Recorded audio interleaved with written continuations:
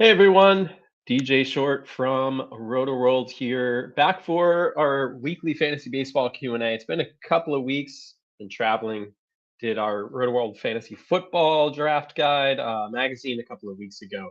Last week I was at the FSGA conference, fantasy sports and gaming conference in Cleveland, so that was a lot of fun. I'm back here with you guys now to answer your fantasy baseball questions, anything that's on your mind. We can talk uh, your real life baseball, talk fantasy baseball, anything that's on your mind as far as pickups, waivers, trades, dynasty, rookies, anything that's going on in baseball right now. And boy, is there a lot going on.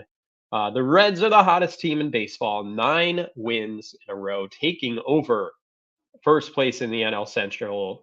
Joey Votto returned last night, homer, delivered a go-ahead RBI single, which was cool. Of course, who isn't thrilled to see that for Joey Votto, one of the coolest people in baseball, to come back from that shoulder surgery, immediately contribute to a Reds team on the rise. I don't think they're going away, especially in a division that's very winnable. So cool to see that. Luis Ariz, another 5 hit game last night to bring him back up to 400 for the season. Now has 3 5 hit games this month. Pretty incredible. Um, Most 5 hit games in one season by a hitter is 4 in that group. Ty Cobb, Stan Musial, Tony Gwynn, Ichiro Suzuki. So Arises, you know, touching that precipice of some of the best hitters in the modern era, essentially. And I wouldn't underestimate him. He did recently, I believe, it was like an 0 for 15 slide that he went in, but I think he has 2 5 hit games in his last 3. He's just a machine. It's really, really fun to watch. So we'll get started here in a second. I want to give folks a little bit of time to get in here, join us in the chat today, start filling some things up. Prospects just keep on coming, and it's really fun. It just doesn't stop. Luis Matos joined the Giants late last week. He's already made an impact. He was hitless last night, but he's uh, really been exciting offensively and defensively for a Giants team who's also red hot, just like the Reds right now. The Reds may be a little bit better, but the Giants are picking up steam. We saw Emmett Sheehan join the Dodgers rotation after Bobby Miller recently did, and Miller's been lights out. Bo Naylor got the call over the weekend, Guardians catcher, and then Henry Davis called up by the Pirates' former number 1 pick. Pretty cool to see last night. Went 1 for 3 with the double. The doubles hit really hard, 106.2 miles per hour. Really hit the ball well in the minors between AA and AAA this season. And while he is a catching prospect, he's going to see most of his playing time in right field, which might keep him in the lineup more often. We'll see. Austin Hedges and Jason DeLay will remain on the major league roster. So the bulk of the playing time for Henry Davis will likely be in the outfield. He should be rostered, I think, in most mixed leagues at this point. Excited about the power potential with him. So we'll see where things go. Bo Naylor's pretty interesting too. I think they're uh, certainly in that mix for being a top 12 fantasy catcher the rest of the way. So let's jump on to our first question here. The Reds are thin now. Hunter Green is hurt. 2 names come up for them. Michael Marriott, 2 good starts. Been signing in June, and Connor Phillips. Any deep league value or call up preference?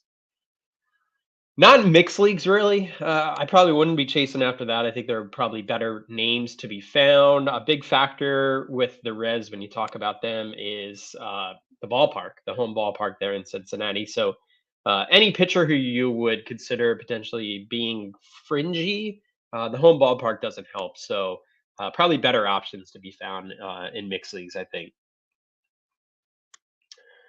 William with the question, Adam Duvall was one of your IL stashes a couple of weeks back. Do you still have confidence in him rest of season? I do still have confidence in him. Fun little treat coming up on the Circling the Bases podcast this week. We'll have an interview with Adam Duvall. But yeah, I mean, just coming back from the IL, missed 2 months with a wrist injury after getting off to that great start to the season. I think the power will come around. I think he just kind of getting back in the swing of things and shaking the rust at the plate. I think he'll be fine. I think the power will be there. The defense is very good as well. I think he's always been underrated as a defender. Um, so yeah, I think he's well worth hanging on to. And I don't think the initial struggles are that unexpected for sure. William, again, what are your feelings on the rumors of a Gavin Williams call up in Cleveland? What kind of comp, if any, can you give for him? Well, I'm not a prospect expert, and I don't want to pretend that I am. So I do know Gavin Williams, dynasty leagues, very familiar with Gavin Williams. Have I seen him pitch a bunch of times? No. So I'm not going to give you a comp, but certainly the stuff is very good. We'll see about the control. The control has been a little spotty in the minors this year. We'll see how that translates against major league hitters. But with the setback to Tristan McKenzie and potentially a long-term absence here again in the Guardians rotation, I think Gavin Williams should be scooped up in most leagues. I actually did pick him up in one league today. It does seem like he is very likely to get called up here this week. So we shall see. Up next, Jose Alvarado. Is he worth holding on to in a saves only league? That's a good question. I think it just depends on your depth at the closer position, and he's back. He gave up a run against the A's in his most recent appearance, but for the most part, has been pretty solid since returning. I think ideally he's more of the guy who's the high leverage type of reliever. And let's say you need a key out in the eighth inning or something like that with runners on. That's when you bring Alvarado in. So uh, I'm not sure he's the best option to hold at this point, but um, I think it all depends on your depth. Certainly, he's a quality reliever who can help uh, even when he's not getting saves. He can help as far as ratios and strikeouts and that kind of stuff. So, do I think the Astros will bounce back? I mean, this isn't the Astros that we saw even a year ago, right? I mean, they're dealing with a lot of injuries right now. Jordan Alvarez is out. They're missing key pieces of their rotation. The lineup just isn't as scary as it's been in the past. Jose Abreu was signed to be a big bat in this lineup. He's been a tiny bit better recently, but certainly not what the Astros were hoping for when they gave him that contract. So I think the AL West is there for the taking.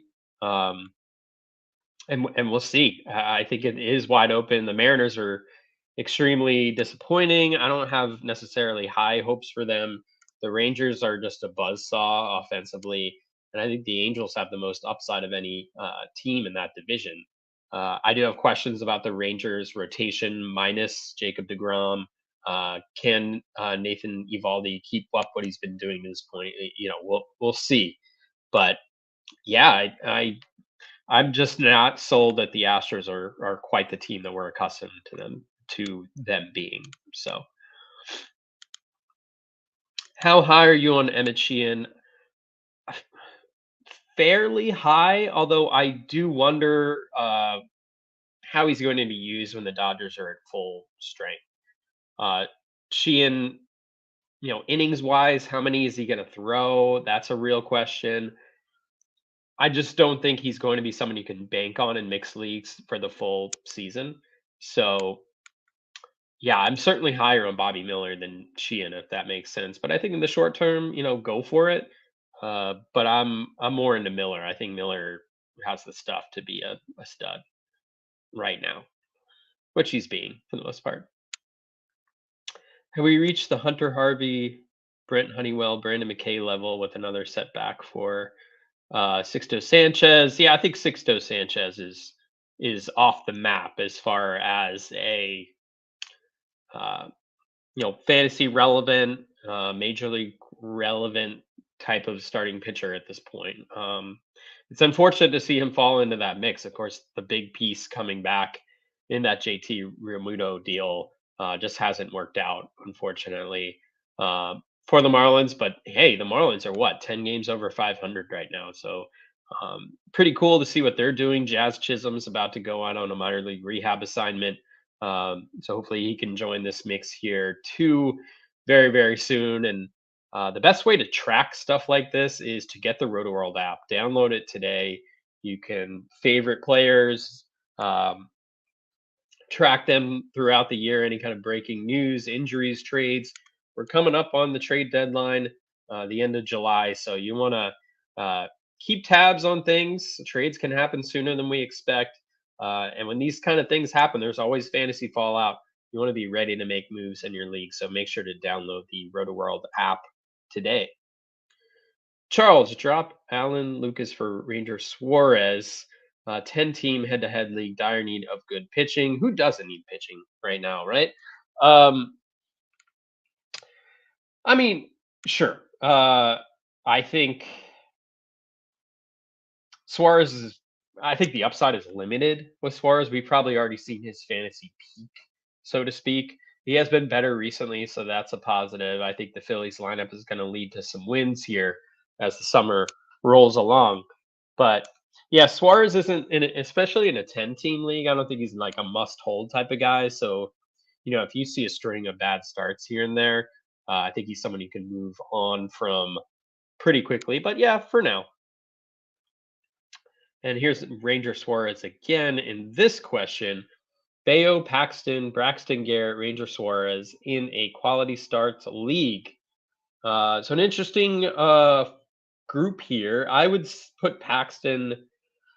I don't count on Paxton staying healthy for the course of the season, but this version we're seeing right now is pretty fun. I would go Paxton, Bayo, Garrett, Suarez. I think you have the order mostly right in terms of quality starts moving forward. Garrett's been actually sneaky good.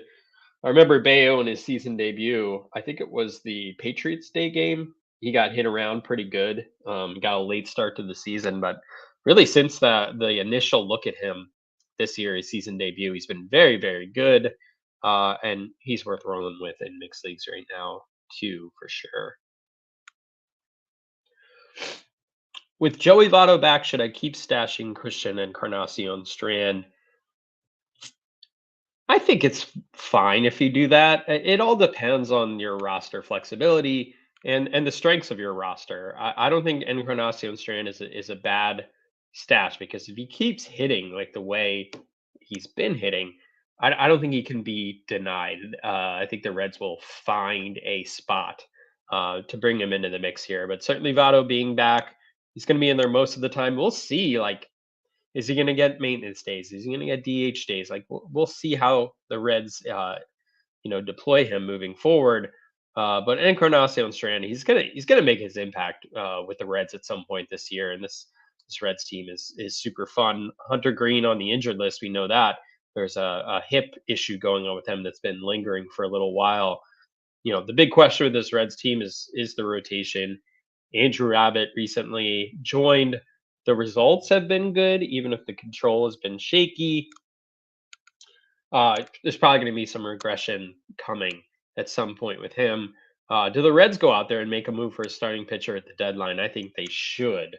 That could put them over the top in that division. Who they go for, it's anybody's guess. Is it like a Lucas Giolito or something? That would be pretty cool to see the Reds make a move like that. Giolito would just be a rental for the Reds, but I think they need to add a starting pitcher if they're going to be serious about winning this division. Who do I like better, Tarek Skubal or Nick Lodolo? Disregarding the fact that Tarek is probably back sooner. Good question. I think they're, when you're looking kind of big picture moving forward, they're in the same ballpark, right? Skubal, what's been really encouraging with what we've heard so far on his minor league rehab assignment is the velocity has been uh, through the roof, fantastic, high 90s velocity on the fastball so far. So that's really cool to hear. He's been very good. I think he's thrown 9 scoreless innings. Hasn't walked a batter yet, missing bats. So he should be back with the Tigers very soon. And in our recent waiver wire edition of the Circling the Bases podcast, myself, Scott Pianowski, will have a new episode coming out tomorrow, late tomorrow. I recommended Tarek Skubal. I think he can be very, very good. Remember how good he was in the first half last year before getting hurt. I'm excited to see what happens with Skubal, and he's another guy who could potentially uh, be a trade candidate as we move into the deadline, especially if he gets off to a strong start out of the gate. I think the Tigers are going to get a lot of calls on Tarek Skubal, so we will see. Ideally, they'd keep him, but we will see what happens. Uh, oh, here's a wonderful review on our RotoWorld app. William says, I can't stress enough how RotoWorld has helped me on the call-ups. Just starring the top prospects have given me early notification on some gems. That's what you do.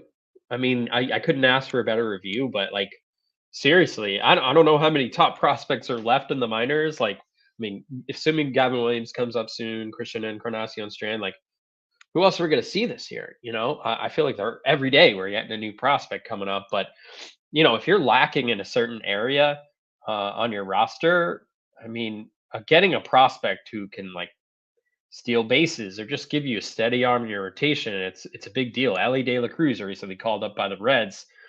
Swing and miss to his game to be sure, but power and speed for days can make a big impact on your roster. So make sure to get that RotoWorld app. You're going to get these notifications in advance of the trade deadline. We had the NBA draft coming up this week. Like this is when you want to get this app. So you're getting these notifications. NBA free agency, all these things going on. You are going to want to have this app to stay up to date. So make sure to do that today. Up next, is this Tommy Pham streak for real? Should he be an everyday starter?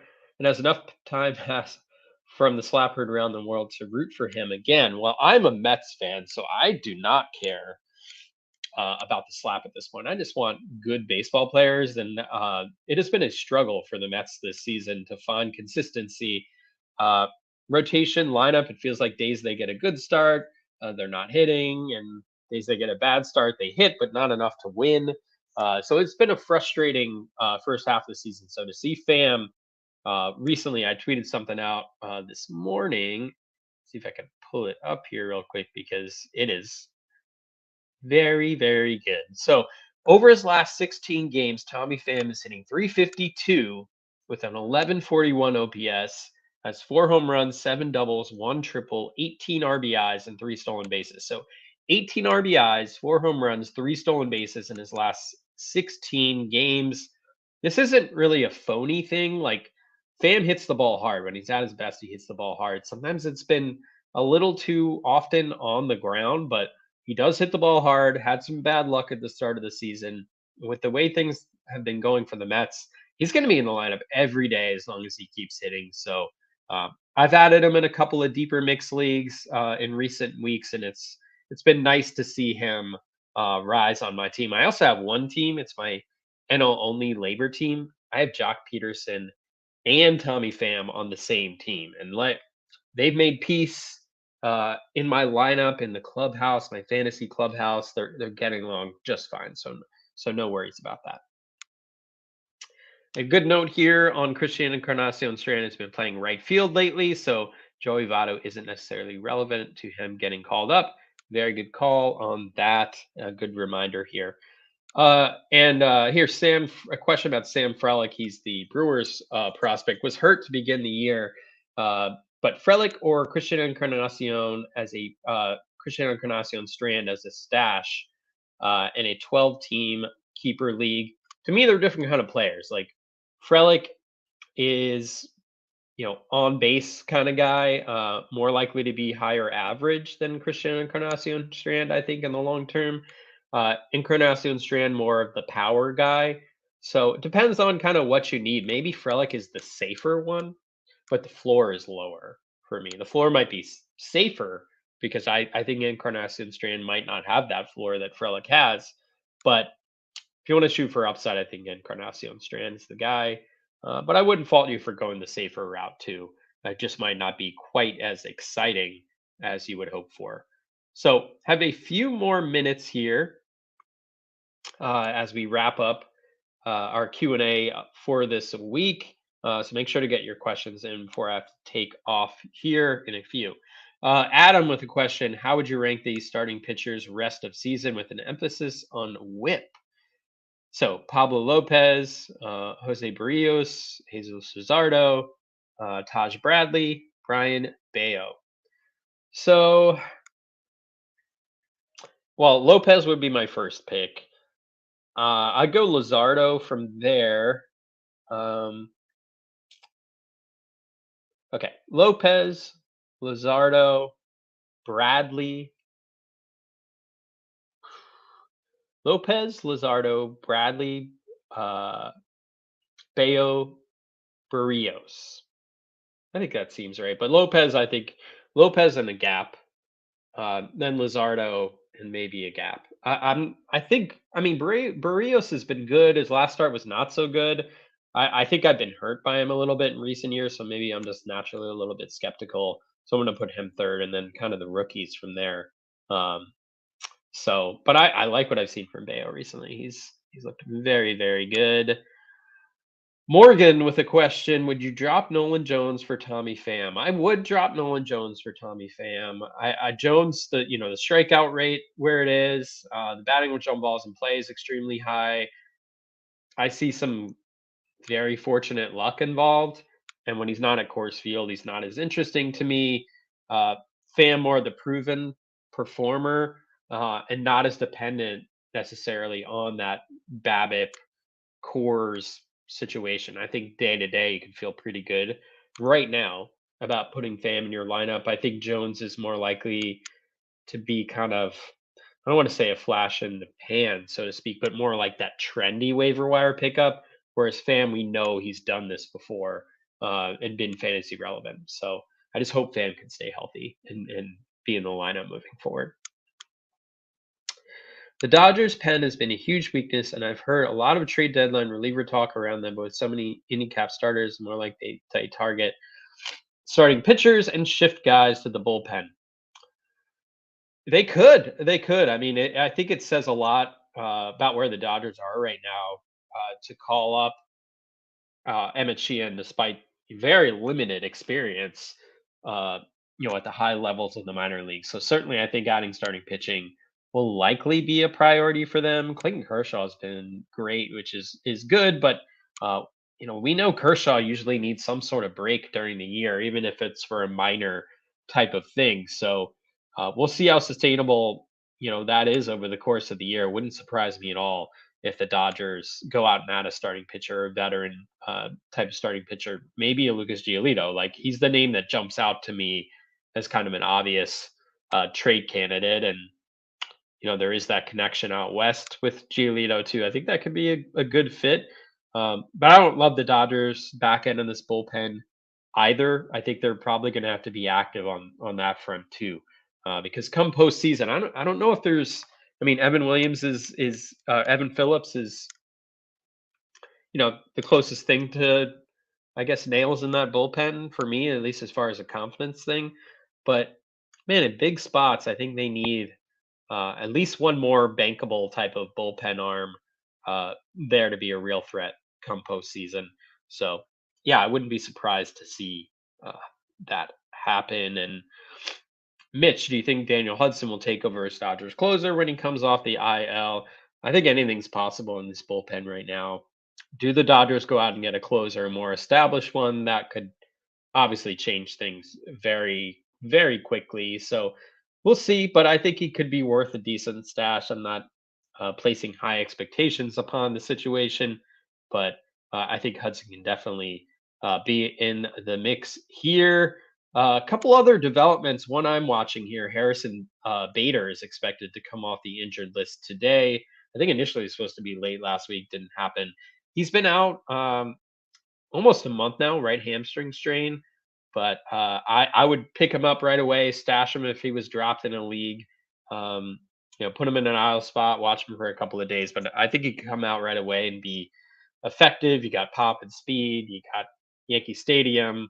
I wouldn't say the Yankees lineup is anything super exciting at this point, but uh, without Aaron Judge and no real clear timetable for a return, this Yankees lineup looks very bad. Just not very good. So Bader could come back and be useful. So keep an eye on him if he's up or if he's on waivers in your league. Mitch, is Brandon Lau toast with his back injury? Do you think he can come back this year and play like we know he can? I don't know the exact timetable for uh, Lau, but back to back years with this type of injury is concerning to me. I don't know what it's going to mean for him moving forward. I'm not quite sure about that, but when he's active, you're probably going to be starting him in a mixed league. So we'll see. Hopefully, he can come back soon. AL only dynasty. I've been holding on to Aroldis Chapman in case he gets traded. Think he does. If so, where? I like the roster spot back. I don't want to give him up. It's it's a tough call with Chapman. There's baggage there on and off the field. We know all about his history, um, and the way things kind of broke down with the Yankees. But um, he's been good this year. He's looked a lot more, um, vintage kind of Chapman. And I'm sure someone will ultimately take a shot, but it's hard to predict who that might be at this point in time. And where he goes, if he's going to be a closer. I think that's up in the air as well. So, um, not a bad thought in a dynasty league to hold on to it, especially if you're not competing this year. Um, dealing saves is one of the best ways to get value in a dynasty league, whether it's a draft pick or an interesting prospect. So if you're not competing this year, I would keep Chapman probably for the short term. We get a little more clarity on how that's going to play out. So I'm going to wrap it up here. I really do appreciate all of your questions today. Good luck in your leagues. And I will see you back next Tuesday. Um, Circling the Bases podcast. Remember to subscribe wherever you get your podcasts. I'm at DJ Short on Twitter. If I somehow missed any of your questions, you can always hit me up on there. I'd be happy to answer. Thanks again for all the questions, and I will see you soon.